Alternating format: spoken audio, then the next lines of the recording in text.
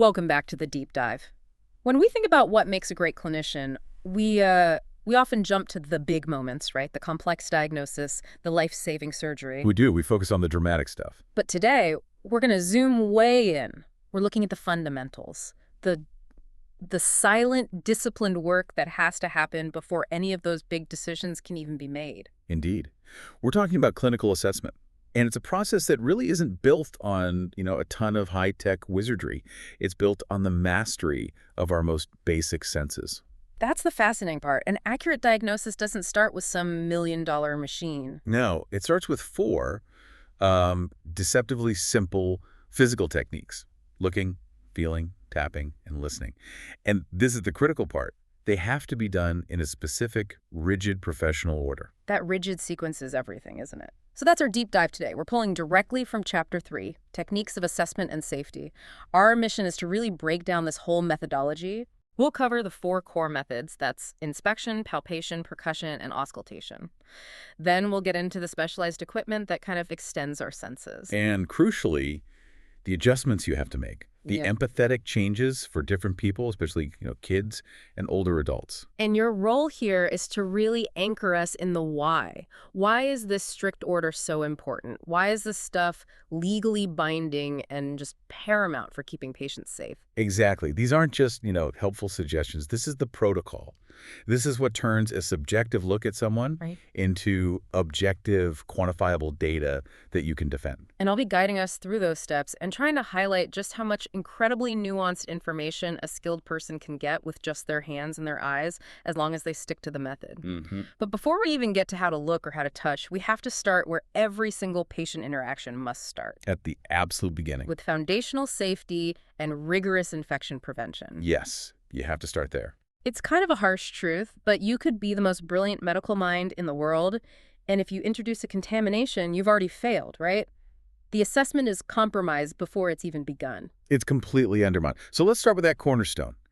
Hand hygiene. It feels so basic. It is, but the emphasis here just can't be overstated. Hand hygiene is, without a doubt, the single most important strategy for preventing transmission of infections. And that's not just a hospital policy. This is a global standard. It's a global mandate. Organizations like the World Health Organization, the WHO, they push this constantly because it's been proven again and again and again. It is the #1 thing that combats healthcare-associated infections. So when we talk about the protocol, the application of it, it seems simple, but this is where I imagine compliance can get a little bit tricky. What does it actually demand? It demands total commitment. It means your hands have to be cleaned, and that can be with soap and water or an alcohol-based sanitizer, both before and after every single contact with the patient. Both, before and after. Every time. Before you touch them. Before you do any kind of clean or aseptic procedure. After you've been exposed to antibody fluids. After you touch the patient. And even after you just touch their surroundings. That before and after rule is the simple standard that it drastically cuts the risk of transmission. Okay. And that idea ties into this larger concept of standard precautions. It's not just about hands anymore. It's a whole universal approach. Precisely. Standard precautions aren't something you pull out just for patients, are infectious. They are for every single patient interaction. Every time. It's a baseline. It's the baseline. The whole point is to prevent disease transmission when you might come into contact with, say, non-intact skin, mucous membranes, any and all body substances or fluids. It's this essential barrier concept. You have to treat all blood, all body fluids, except for sweat, non-intact skin, and mucous membranes as if they are potentially infectious. Which protects you from the patient. And just as importantly, it protects the patient from any cross-contamination you might be carrying. And while, our focus here is mostly on physical touch, we should probably give a nod to controlling airborne transmission too. That's part of the safety umbrella. Absolutely. That gets into things like respiratory hygiene and cough etiquette. It's a whole system. So providing tissues, telling people to cover their coughs. Right, and making sure those tissues are thrown away properly. Yeah. Maintaining a safe distance or using masks when it's appropriate. It's about protecting the whole immediate environment, not just the surfaces you touch. Okay, so these standard precautions lead us directly into personal protective equipment, or PPE, and specifically gloves. Since our hands are the main tool here, gloves are that first critical barrier. What are the key protocols around gloves that we really need to nail down? Well, the protocols really cover 3 things. when to wear them, when to change them, and how to take them off. Okay, so when to wear them. You wear them anytime you anticipate you might have contact with bodily fluids, non-intact skin, or mucous membranes. Is an if in doubt, wear them kind of rule. And changing them, it's not just one pair per patient, is it? No, not necessarily. You have to change them between different tasks or procedures on the same patient if there's a risk of contaminating a different body site. And then absolutely, you change them between every single patient. No exception. And the removal technique, I feel like this is where a lot of people could get it wrong. It's probably the most critical step. It is, because if you mess it up, you've defeated the whole purpose of wearing them. The principle is simple.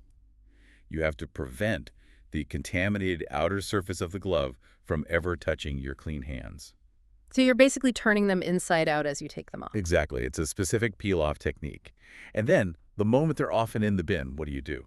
Hand hygiene. Immediate hand hygiene.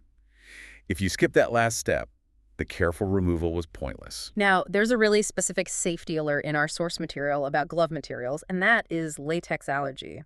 Why is this such a big deal in a clinical setting? It's a huge deal. It's a specific professional hazard because repeated exposure to latex can cause hypersensitivity reactions. For some people, it's just a localized rash, but for others, it can be life-threatening anaphylaxis. And it's cumulative, right? The more you're exposed, the higher the risk. It is. So the prevention strategy is actually the safest and simplest one. Just avoid contact whenever you possibly can. Which, for a hospital, means What? stocking other kinds of gloves? Exactly. It means preferentially stocking non-latex alternatives, like nitrile or vinyl gloves, and being really rigorous about using them for any patient or any clinician who has a known sensitivity. It's proactive. It's about creating a safe environment before a reaction can even happen. It just reinforces this idea that safety isn't passive. It's a series of deliberate, systematic choices you make before, during, and after every single point of contact. Safety prepares the field. Yeah. And only once that field is secure can you actually move on to the real technical work of the physical assessment. Okay, let's get into that core process. Let's unpack the clinical data collection. The fundamental idea here, as you said, is the order. There are 4 techniques, and they must be performed in a specific, rigid sequence. It's like a clinical law.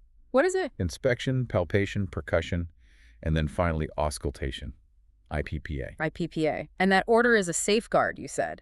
It prevents you from creating false data. It does. For most body systems, you're looking at skin, the musculoskeletal system, the nervous system. You follow that sequence precisely. Inspection gives you the undisturbed baseline. You just look. Okay. Then palpation and percussion follow. That's using touch and sound to explore the structures underneath. And then auscultation, the listening part, that comes last. There is a massive exception to this rule. Oh. One that every single person in a clinical role has to have burned into their memory. One and only, and it is critical. What is it, and why does it change? The singular critical exception is the abdomen. Yeah. If you follow the standard IPPA order for the abdomen, if you start pushing around with palpation or tapping with percussion, you can artificially stimulate peristalsis. Which is the natural movement of the bowels. Right. And you'll dramatically increase the bowel sound, so you'll skew your results before you've even had a chance to listen. So you've created data that wasn't there a second ago. You've created an artifact. So for the abdomen, the order shifts. It becomes inspection, auscultation, percussion, and then palpation, IAPP. So you look, then you listen. You must listen to the body's natural, undisturbed internal activity before you introduce the stimulating pressure of touch or tapping. It's the perfect example of why the order isn't just about tradition. It is scientific necessity. Okay, that makes perfect sense. Let's start at the beginning of that sequence then. Technique 1, inspection. It sounds so simple, like a non-technique, just looking. Right. But it's not passive looking. This is conscious, directed, analytical observation. It's the art of seeing, and it really begins the absolute moment you walk into the room. And it's the most fundamental, you said, but also maybe the most comprehensive. I think so. The whole purpose of inspection is to provide objective physical data. That's what you're doing. It helps you establish the patient's baseline, it guides all the other techniques that come after, and it contributes to an accurate diagnosis. And here's the crucial fact about it. What's that? Inspection is the only technique that you use for every single body part and every single system.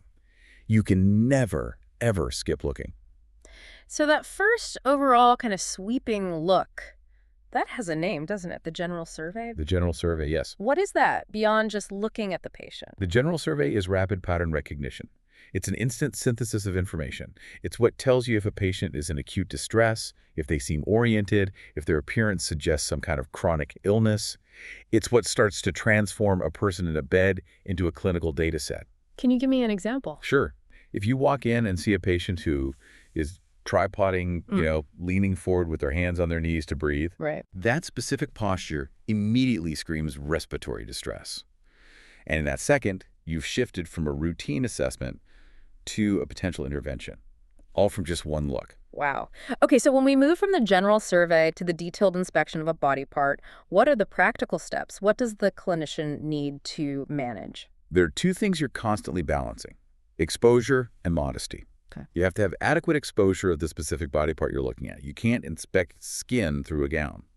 But at the same time, maintaining the patient's modesty is absolutely paramount, so it requires meticulous draping. You only uncover the one section you need to examine at that moment. And the second element. The second is being vigilant about devices. All the medical equipment, IV lines, oxygen tubing, wound dressings, they can limit your visibility. A good clinician has to consciously and carefully adjust or temporarily move these devices to get a complete, unobstructed inspection. If you don't, you risk missing crucial data hidden underneath. And this is where the legal aspect comes in with documentation. Absolutely. Accurate, objective documentation of what you see is completely non-negotiable. It's how the whole care team communicates. And those records, they are legally binding documents. So if you see something that's not normal, a rash, a tremor, an asymmetry, You have to document it. Precisely what it looked like, where it was, its size. And this documentation feeds into your critical thinking. You're actively looking for patterns or clusters of data. You're asking, is this consistent with the patient's history, or is this a new shift, a new trend? let's run through the list of characteristics you observed during inspection, just to really emphasize the sheer volume of data you're collecting just with your eyes. Okay, so we can categorize them. First, the really immediate stuff, physical characteristics and any noticeable odors. Odors, that's part of inspection. Oh, absolutely. Odors can be highly diagnostic. For instance, that sweet, fruity smell of acetone on someone's breath. That can immediately suggest diabetic ketoacidosis, which is a very serious metabolic emergency. Wow. Okay. Then what? Then you're looking at the patient's overall status, their behaviors, their apparent age and gender, and critically, their level of alertness and orientation. Are they engaged? Do they know where they are? Right. You look at their body size and shape. Is it consistent with their general health? Then you look at immediate indicators like skin color and their overall hygiene. And finally, the more subtle things. The cues that might show what's going on inside. Yes. Posture is a big one. Are they slumped over? Are they restless and fidgety? Or are they rigid with pain? And their general level of comfort or anxiety? Are their facial expressions relaxed or strained? All of these things form this huge, objective, defensible visual data set. And you've gathered all of it before your hand ever even makes contact with the patient. Okay, so that's inspection. If that gives us the exterior movie, then palpation lets us read the script that's written just beneath the surface. That's a great analogy. So palpation is the clinical touching of specific body areas.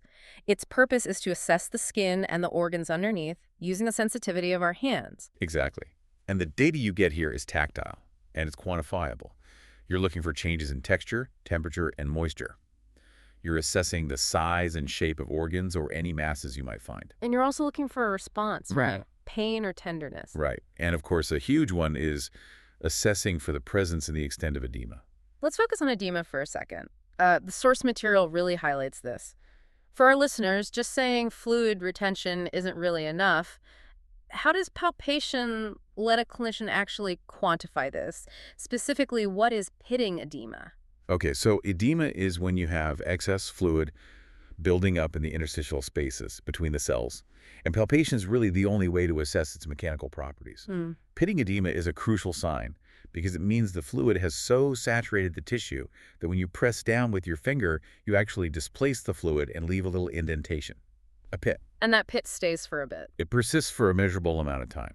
And that measurement is what distinguishes it from non-pitting edema. How do you measure it? We use a standardized grading scale. It's typically from 1+ to 4+ year. It's based on two things: how deep the indentation is and how long it takes for the skin to rebound and fill back in. So a 1+ would be? A 1+ might be a very slight indentation, maybe 2 millimeters deep, that disappears almost instantly. A 4+ layer, on the other hand, is a deep pit, maybe 8 millimeters, that can last for a minute or even more. That indicates severe fluid accumulation. And quantifying that is vital. Oh, it's critical because the grade often reflects the severity of a systemic problem, like heart failure or kidney disease. Hmm. It transforms the subjective feeling of my legs are swollen into objective, quantifiable data that you can track over time. This precision just highlights how specialized the human hand is as a tool. It's not just random touching. Different parts of the hand are better for different jobs. The hand is an incredibly finely tuned sensor array. Your finger pads, for example, have a very high density of nerve endings. That makes them ideal for fine discrimination. Like detecting subtle differences in skin texture, assessing the quality of a pulse, or feeling the size and the contours of a small mass. And the palm. The palmar surface of your fingers is used for broader, more general contact. It's particularly useful for assessing organ characteristics during an abdominal assessment, where you need both stability and controlled force. But for assessing temperature, you need a completely different part of your hand. A completely different surface. You have to use the dorsal surface of the hand, the back of the hand. What there? The skin there is much thinner and more sensitive to temperature variations than on your palms. It lets you quickly and objectively assess if an area is hyperthermic, hot, suggesting inflammation or infection, or hypothermic, cold, which might suggest poor circulation. Okay, let's talk about depth. Palpation has to be really carefully controlled, right? Especially when you're dealing with sensitive internal organs. Absolutely. We categorize it based on how deeply we press. You always begin with light palpation. How deep is that? It's extremely gentle pressure, only about 1 centimeter, which is less than half an inch deep. And what's that for? That's enough to assess surface characteristics, things like skin turgor, or feeling for any superficial masses or muscle guarding. It's safe, and you always do it first. And when the thing you're trying to feel is deeper? That's when you move to moderate to deep palpation. This can range anywhere from 1 to 4 centimeters. Moderate is usually 1 to 2 centimeters, and deep palpation gets down to 2 to 4 centimeters. And you need that depth to assess things like the liver or spleen. The liver, the spleen, or any deeper masses. And here's a crucial point from the source material. When you're performing deep palpation, you should use pressure from both hands. How does that work? You use the palmar surface of the fingers of one hand to actually exert the force, while your other hand remains sensitive, sort of guiding and feeling. This bimanual technique gives you much better control, it maximizes your sensitivity when you're accessing those deeper structures, and it actually minimizes discomfort for the patient. Okay, technique 3, percussion. I have to say, this one is fascinating to me. It's such a simple physical principle, tapping, to make sound waves, but it gives you this incredibly sophisticated information about what's going on inside the body. It really does. You're using sound to map density. That's a perfect way to describe it. So what's the definition? Percussion is a tapping technique done with the hands, and its primary purpose is to assess density and also to elicit any tenderness. The sound it makes, or the vibrational feeling, tells the clinician, is the area underneath me solid, or is it filled with fluid, or is it filled with air? Which would let you map out where an organ begins and ends. Precisely. You can map organ borders, and you can detect abnormal collections of air or fluid where they shouldn't be.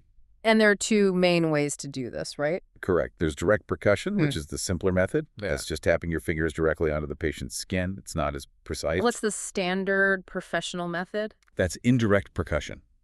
This is a 2-handed technique. You take the middle finger of your non-dominant hand and you place it firmly on the patient's skin. That finger is called the pleximeter. It's a pleximeter, okay. Then you use the middle finger of your dominant hand, that's the plexor, to give a sharp, quick tap to your pleximeter finger. That action creates a clear sound wave that travels into the tissue below. And that indirect method gives you a better sound. A much purer, more predictable sound for you to analyze. It concentrates the force. Okay, now let's get into the sounds themselves. The percussion tones. This feels critical. If you misinterpret these sounds, you could go down a completely wrong diagnostic path. You absolutely could. There are 5 key tones, and each one directly corresponds to a specific density beneath your fingers. So let's go through them. Let's start with the sound you'd get over the densest material, like bone. Okay. Over a solid material like burr, you're going to hear a flat tone. It's very soft in intensity, it's high-pitched, and it has a very short duration. The quality is just dullness. It tells you there's a complete lack of any air or fluid space there. Okay. What if we move to something that's dense but not as solid as bone? Maybe a solid organ. Right. That's when you get a dull sound. This one has a moderate intensity, it's still high-pitched, and has a moderate duration. The quality is like a thud. The classic example is percussing over the liver or the spleen. And finding that sound where it shouldn't be is a big red flag. A huge red flag. If you hear that dull thud in an area that should be filled with air, like the base of the lungs, that immediately suggests there's consolidation or fluid buildup. It could be pneumonia or a pleural effusion. Okay, so what's the normal sound for a healthy, air-filled organ like the lungs? That is the resonant sound. This tone is loud, it's low in pitch, and it's long in duration. The quality is hollow. This is your baseline. It's the standard expected sound over healthy lung tissue. A clinician is constantly comparing what they hear against this resonant baseline. What happens if the space is basically empty, like a big gas bubble in your stomach? That produces tympany. This is the loudest of all the percussion sounds. It's high-pitched and has a moderate duration. Its quality is very distinctly drum-like. You'll find this primarily over the abdomen, specifically over a gas bubble in the stomach or the intestines. And if you hear that drum-like sound somewhere else... That could indicate free air in a body cavity where it absolutely should not be. Okay, and there's one more, the outlier, the one that signals an unhealthy, excessive amount of air. Right, that's the hyperresonant tone. This one is characterized as being very loud, very low in pitch, and unusually long in duration. The quality is described as booming. And where would you hear that? You would typically find this over emphysematous lungs. It's a sign of excessive air trapping, which you often see with conditions like chronic obstructive pulmonary disease or COPD. Mastering the objective difference between these 5 sounds is what lets a clinician literally draw a map of the internal anatomy and pathology without ever needing an X-ray. That's incredible. Okay. The final technique, auscultation. The listener. Yes, auscultation is defined as listening for body sounds. They're typically coming from organs and tissues, and you're listening to assess function. You're really listening to the movement of air or fluid within different body systems. And it gives you real-time data on how things are working. Exactly. The common areas of focus are where all that dynamic movement is happening. Lung sounds for air movement, heart sounds for blood flow and valve closures, and bowel sounds for peristaltic movement. And when you're documenting what you hear, you can't just write, I heard a sound. You need specific, objective language. You do. You have to categorize the sounds using 3 specific descriptors. Intensity, is it soft or loud? Pitch, is it high or low? And, most critically, location. You must document exactly where you placed your stethoscope on the body. That's the only way to ensure another clinician can find the same spot and your findings are reproducible. So let's talk about the stethoscope itself. It's the iconic tool of medicine, but there's a really common misconception about what it actually does. There is. And the key insight here is that a stethoscope conducts sound, but it does not amplify it. It doesn't make things louder. It doesn't technically amplify the sound waves. Yeah. Its genius is in its ability to selectively block out all the environmental external noise. This allows your ear to focus entirely on the internal sounds being conducted up the tubing.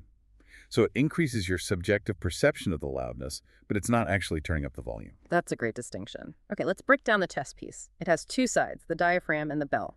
Understanding what each one is for is essential. Absolutely. The diaphragm is the larger, flatter surface. Think of it as the general workhorse of the stethoscope. It's designed to filter out low-frequency sounds. Which makes it better for high-pitched sounds. Exactly. It's ideal for most of the things you listen to.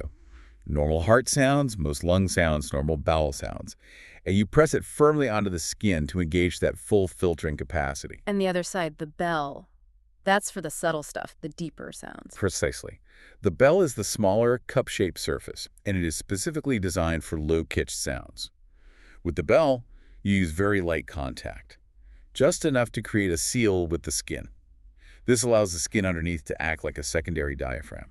And what would you use that for? It's essential for detecting specific low-toned sounds, like certain types of heart murmurs or some vascular sounds like bruits, things you completely miss with the diaphragm. Let's wrap this section with the practical steps. Proper use, safety, and technique. Safety first, always. You must disinfect the chest piece between every single patient, no exceptions. And technique. Technique demands direct contact with the skin. You must avoid listening over clothing. It creates what we call artifactual sounds, static, crackles, rubbing noises that will completely distort the actual body sounds you're trying to hear. What about how you hold it? For the best sound transmission and control, you should place the chest piece between your index and middle fingers. You want to avoid resting the full weight of your hand on top of the stethoscope because that can also introduce extra noise from your own hand moving.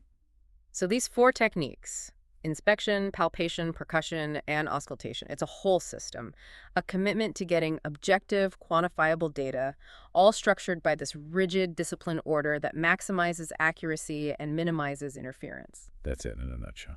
All right, we've established that our own senses are incredibly powerful tools, but sometimes even the most skilled clinician needs a little help, an extension. So now we're moving beyond the four basic senses to the specialized toolkit that lets us see or measure things that our hands and eyes can't. Right. This is the equipment that allows for much more targeted and sometimes more invasive data collection. Oh. We can start with the instruments that extend our sight. Okay, for looking inside the eye, we have the ophthalmoscope. Correct. Its function is to visualize the interior structures of the eye, the retina, the optic nerve, the tiny retinal blood vessels. And this is so crucial for detecting signs of systemic diseases, Like what? things like hypertension or diabetes.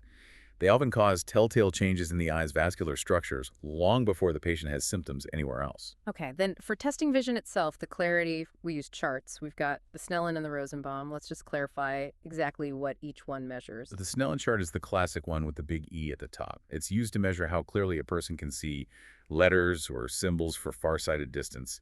It's typically used from 20 feet away. And that's where we get the 20/20 number. Exactly. The 20/20 means you, standing at 20 feet, can see what a person with normal vision can see at 20 feet. If your vision is 2100, it means you have to be at 20 feet to see what a normal person can see from 100 feet away. And the Rosenbaum chart. The Rosenbaum is for the opposite. It measures near-distance visual acuity. It's usually held about 14 inches from the face, and it's essential for assessing reading ability, especially as people get older. Moving from the eye to the ear, the tool for looking inside is the otoscope. Right. Oto means ear. The otoscope lets you see the ear canal and the tympanic membrane, the eardrum. But it's more than just looking. It lets the clinician assess the color and the mobility of the eardrum, which is key for diagnosing things like middle ear infections or blockages. Then we have the tuning fork. This one has a really interesting dual purpose for both hearing and neurological exams. It does. When you strike it, it creates a very consistent vibration and sound frequency. For hearing tests, it helps you differentiate the type of hearing loss. Well, conductive hearing loss means there's a blockage. Something like earwax or fluid is physically stopping the sound waves from reaching the inner ear. Sensorineural hearing loss means the problem is with the nerve pathway itself, or the cochlea. The tuning fork tests help you figure out which it is. And for the neuro exam? For that, you place the vibrating fork on bony parts of the body, like the ankle or wrist, to assess the patient's neuromuscular vibration sense. Losing that sense can be an early indicator of peripheral neuropathy, which we see a lot in conditions like diabetes. Okay, what about the tools that test physical response and range of motion? The reflex hammer, of course, is essential. It's for assessing the neurological responses of deep tendons, checking the integrity of specific reflex arcs in the spinal cord. And the goniometer. A goniometer is basically a protractor for the body. It's a specialized device that objectively measures a joint's range of motion in degrees. It's critical in physical therapy for tracking a patient's recovery after an injury or surgery. And skin fold calipers. Those provide an objective measure of body fat composition. You gently pinch a fold of skin and the underlying subcutaneous fat, and the calipers measure its thickness. Let's cover a final few specialized instruments, especially the ones that use light in interesting ways. The Woods lamp is a great example. It's a lamp that emits ultraviolet or UV light. It's used to help identify certain fungal or bacterial infections on the skin because some of them will actually fluoresce. They'll glow a characteristic color under that specific wavelength of light. And the transilluminator, that just sounds like a fancy word for a flashlight. It is basically a very strong, focused light source, but its clinical application is specialized. You use it to shine light through a body cavity or a mass, like in the scrotum or sinuses, Why would you do that? to differentiate a fluid-filled mass from a solid one. Fluid will transmit the light, so the area will glow. A solid mass will block the light completely. And we should also mention the vaginal speculum, which is obviously used for visualizing the cervix and vaginal walls and for obtaining samples like a pap smear. It's clear that the mechanical techniques, the IPPA, don't really change. But the context, the approach, that has to change dramatically when you're dealing with children. Drastically. Children are not just small adults. They have completely different psychological needs when it comes to compliance and trust. You can't just walk in and start the exam. So the whole assessment routine has to put engagement and building rapport first. Otherwise, the data you get is going to be useless because the child is scared and uncooperative. The first rule is just slow down. Enter the room slowly. Introduce yourself not just to the child, but explicitly to the family or the caregivers who are there. You have to take time to play and build that rapport. Even just a minute of distraction or positive attention before you ask them to do anything can change the entire outcome of the visit. And getting on their physical level matters too. It matters a lot. A clinician should always try to get on eye level with a child whenever possible. It makes you seem much less physically intimidating. And you have to approach them developmentally. You talk to a 4-year-old very differently than you talk to a 10-year-old. So how does that Ferris rigid order of the 4 techniques change for a pediatric patient? Well, the IBPA order for each individual body part still holds. But the sequencing of the overall assessment gets completely modified to fit the child's developmental state and mood. So the assessment starts the second you walk in. It does. But you always look before you touch. The rule of thumb is to do the least invasive, quietest things first. You might auscultate their lungs while the child is still playing calmly on a parent's lap. You save the most invasive or potentially painful parts like looking in their ears or their throat for the absolute very end. And what about the equipment itself? A stethoscope can look pretty scary to a little kid. Right, so communication is key. And that means assessing both their verbal and their nonverbal cues. If you see them tightening up or pulling away, that's critical data. To demystify the process, you can use things like dolls or puppets or drawings to explain what you're going to do. And, critically, let the child handle the equipment safely. Let them touch the stethoscope, hold the reflex hammer. That familiarity must reduce their anxiety. It makes them feel like a participant, not just a passive subject.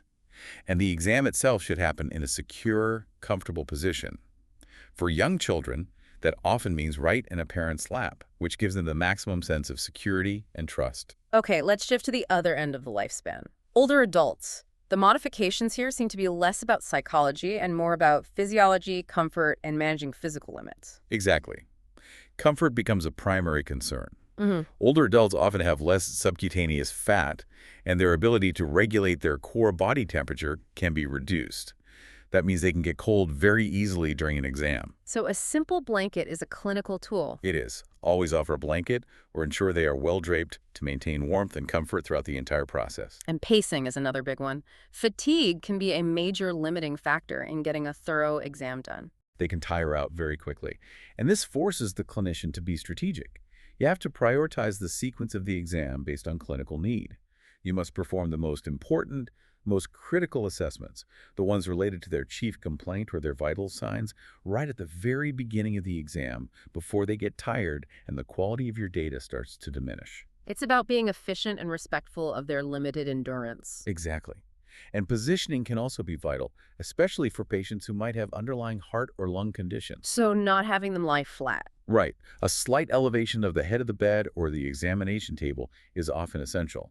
Lying completely flat or supine can make it much harder for some older adults to breathe comfortably due to fluid distribution or reduced lung capacity. So just propping them up a bit can facilitate easier breathing, which ensures their comfort and allows you to get a much more accurate assessment of their lung sounds and their work of breathing. Finally, we need to talk about cultural variations. We have to embed cultural competence as a core part of assessment safety and quality. There's a guiding principle here that's foundational to any kind of ethical practice, and that is that every single assessment must be individualized. It has to be tailored to the cultural, religious, and social beliefs of that specific patient. An assessment that doesn't respect those beliefs is going to fail. It's going to fail to build the trust you absolutely need to collect accurate data and provide good care. So what's the actionable step? How does a clinician actually do that? It's simple, but it's profound. You have to ask. Always ask the patient about their preferences before you start any assessment or procedure. Ask what specifically? Ask about their needs for specific draping practices. Ask if they would prefer a clinician of the same gender for certain parts of the exam. Ask if they want a family member or a cultural liaison to be present. That simple act of asking gives agency back to the patient. And how does this influence the order of the examination, especially when you have to do more invasive or sensitive procedures? While the 4 techniques, IPPA, are standardized for a body part, the sequencing of which body systems you examine when has to prioritize privacy and respect. The clinician should always perform the less invasive assessments, first observing their skin, checking their reflexes, and save the most invasive or personal assessments for the very end. Things like genitourinary, breast, or rectal exams. Exactly. That structure minimizes the patient's stress, and it maximizes their sense of security and trust throughout the whole process. It really becomes clear that this isn't just a series of mechanical steps. A good clinical assessment is this demanding blend of objective skill, methodological rigor, and deep empathy. You have to prioritize the patient's comfort and their individual beliefs, right alongside getting accurate data. We've really covered a lot of ground today, a comprehensive journey into the core techniques that are the absolute bedrock of clinical data collection. We started with those rigorous safety protocols. We affirmed that hand hygiene is the single most important, non-negotiable defense against transmitting infection. We did, and then we explored the 4 specialized senses of assessment. Inspection, which is the active art of seeing objective data and recognizing patterns. Palpation, that specialized language of clinical touch, which requires your hand to be the sensor array that can tell the difference between a 1+ and a 4+ edema. And after that, percussion. That surprising use of just tapping to literally map the density of organs, learning to distinguish the dull thud of a solid liver from the hollow boom of a hyperinflated lung. And finally, auscultation. Using the stethoscope not to amplify, but to block out the noise so you can listen deeply to the critical movement of air and fluid inside the body. We went through the advanced tools, from the Snellen chart for far vision to the transilluminator for telling fluid from solid, all of them designed to extend the clinician's objective reach. And we wrapped with the absolute necessity of customizing all of this for specific people. The nuanced rapport you have to build with kids, the fatigue-conscious efficiency you need for older adults, and the deep individualization that's required based on cultural beliefs. The big takeaway, the core lesson, is that physical assessment demands precision. We saw that, didn't we? The simple act of palpation needs precision down to the centimeter, telling a 1 centimeter light touch from a 4 centimeter deep touch. And percussion relies on an instant interpretation of sound quality. It's mechanical skill fused with immediate cognitive application. So let's leave our listeners with this provocative thought as we wrap up. In a medical world that is becoming more and more driven by technology, where diagnostic machines promise this perfect objective output, how dependent do you believe effective treatment still is on mastering this level of quantifiable human sensory detail, on interpreting those subtle body signals that a machine which lacks that contextual integration and that empathy might completely miss? It seems the human hand, the eye, and the ear, when grounded in objective methodology, remain the ultimate diagnostic tools. Knowledge is the safest foundation. Go forth and observe with intention and with structure. Join us next time for another deep dive.